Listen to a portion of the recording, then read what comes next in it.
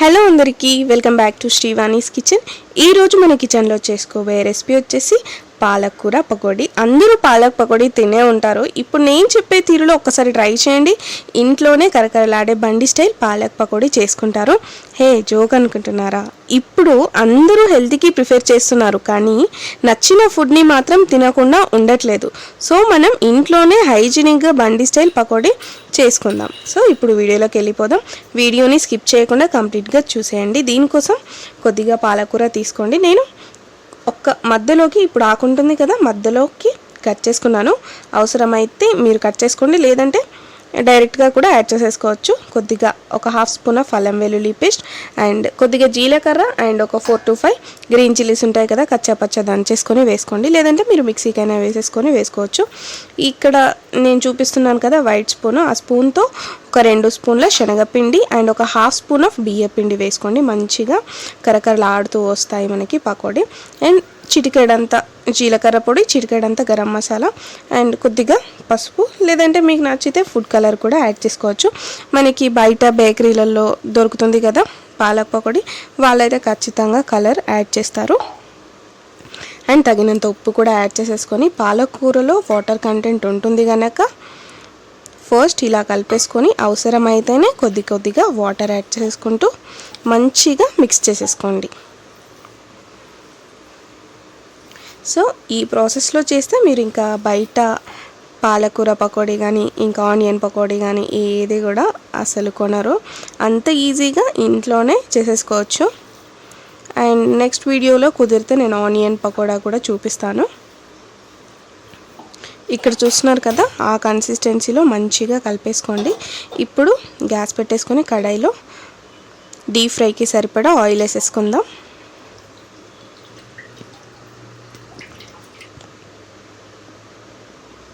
మరీ ఎక్కువగా కూడా వేసుకోవద్దు, ఎందుకంటే ఫ్రై అయ్యాక మనకి పకోడీ అనేది కొద్దిగా కనిపిస్తుంది. సో అంత ఆయిల్ అనేది అవసరం లేదు.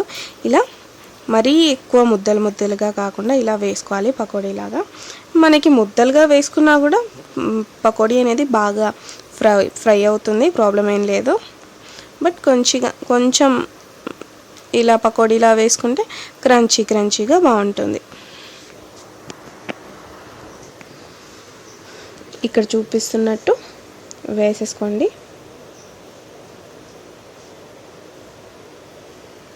చాలామంది అంటుంటున్నారు ఇంట్లో చేస్తే పర్ఫెక్ట్గా రాదు, బయట బేకరీ స్టైల్లో రాదు అనేసి. ఒక్కసారి నేను చేసే ఈ ప్రాసెస్లో చెయ్యండి, అసలు ఎందుకు రాదో ఇంకా కామెంట్ సెక్షన్లో కామెంట్ చేసేయండి. ఇక్కడ చూస్తున్నారు కదా, మరి మీరు ఆయిల్ 100% వేడయ్యే వరకు ఉంచొద్దు. కొద్దిగా ఆయిల్ వేడయ్యాక అప్పుడే పకోడీని వేసుకోండి. సో దట్ అది ఎక్కువగా వేడవుతుంటే మనకి పకోడీ కూడా మంచిగా క్రంచీగా తయారైపోతుంది, క్రిస్పీగా వస్తుంది. ఇక్కడ చూసారు కదా, సో ఇలా మంచిగా ఈ మాత్రం కుక్ అయ్యాక ఆయిల్లో నుండి మనం ప్లేట్లోకి సెపరేట్ చేసుకుందాం.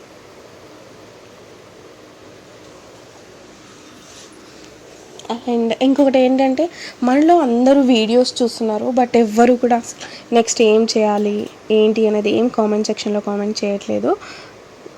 సో వీడియోస్ కంప్లీట్గా చూడండి.